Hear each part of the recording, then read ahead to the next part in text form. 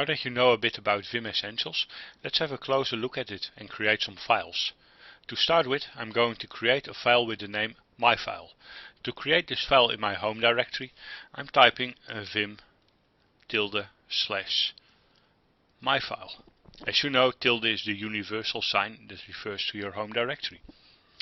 This opens Vim in command mode. As you can see in the lower part of it, it mentions the name of the file. In here it mentions the current position of the cursor, and in here it shows that I see all of the file right now. So as previously discussed, in command mode you can type commands, not text. As there currently is no text at all in this file, it makes sense to type I for input mode, which is clearly indicated by insert in the lower left part of the screen. This allows me to start typing whatever I want to put in the file. So let's type some text. Doesn't really make sense what I'm typing here, but hey, I just need some text, right? So that's enough for now. As I've typed some useful text, it's time to save it to disk now. Remember, in Vim you'll always need to switch between input mode and command mode. So before I can save my text, I need to press escape.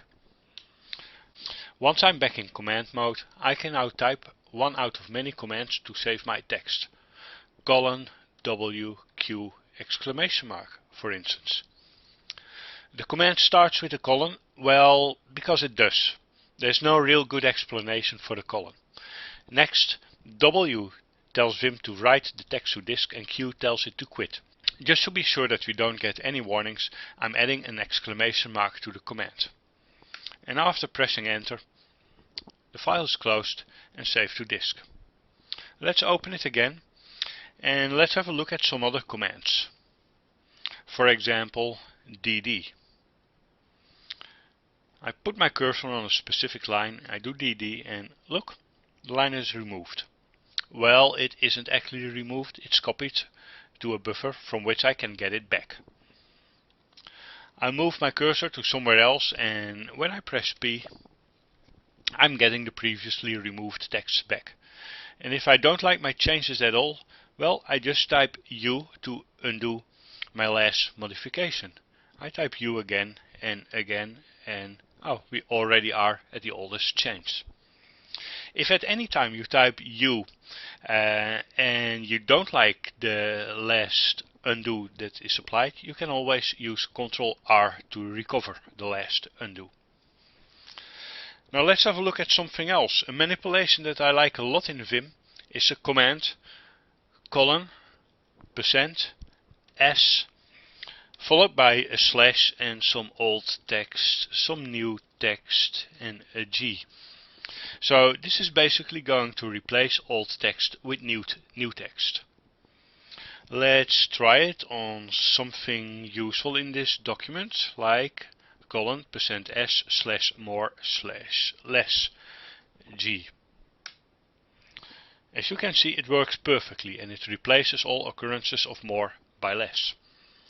You should make sure to use the G at the end of the command, because that makes the command apply globally, which means that if there is more than one time that the text you're looking for occurs in the line, that it will be replaced all the times and not just the first time the text is found. You may also like the Vim visual mode.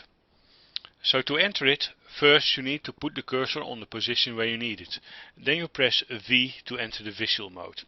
In the lower left corner you can see that it's clearly indicated.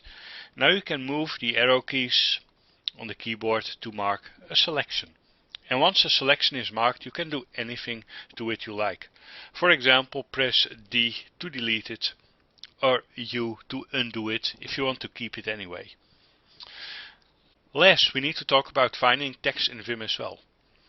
As VI is the basis for many commands on Linux, like man and less for instance, and also the basis of Vim, you will see similar behavior in all of these commands.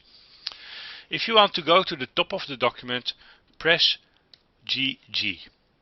You don't see it when I type it, but just type it twice and you'll go to the first position in the text. To go to the last line of the document, press G. If you want to go to the end of the line, you can press $, and if you want to go to the beginning of the line, you can press caret. To find text, well, it's a good idea to start at the beginning of your document, and next you can use slash, followed by whatever text you're looking for. So slash less brings me to the first less, and it marks it in yellow.